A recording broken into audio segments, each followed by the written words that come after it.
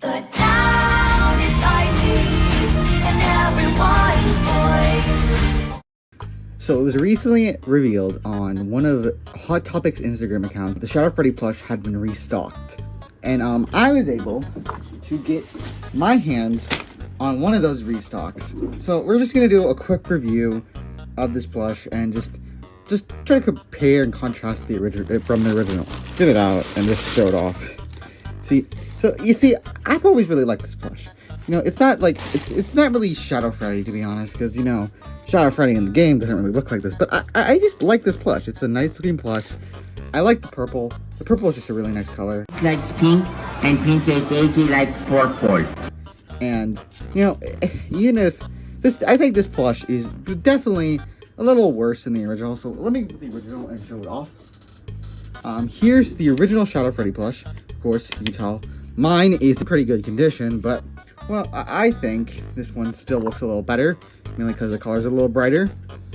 Well, it's the same amount of purple, I would say, right?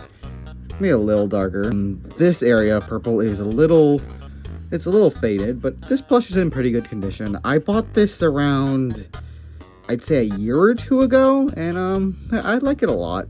I just like the Shadow Freddy plush a lot. He's probably my favorite FNAF plush, but as you can tell, there are probably some differences, like the eyes. The eyes are a little farther apart on the new version.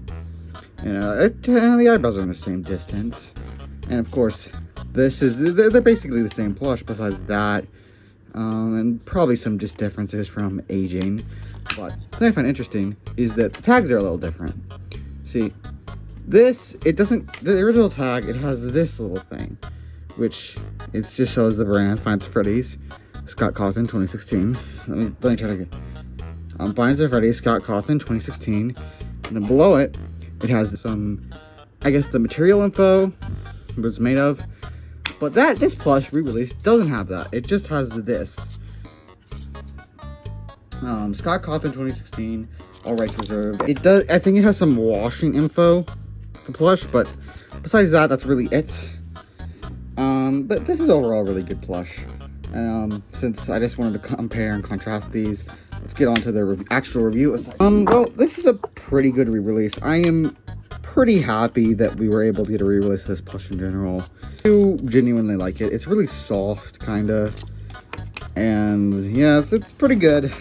I try to get this as soon as possible because it's the rarest FNAF Funko plush. This is gonna be out of stock soon because people really want this plush.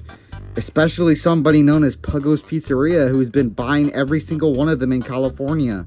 There aren't really any flaws with this plush, so if you want a Shadow Freddy plush in 2025, and you don't want to get like $200 out for it, I'd recommend trying to get this as soon as possible.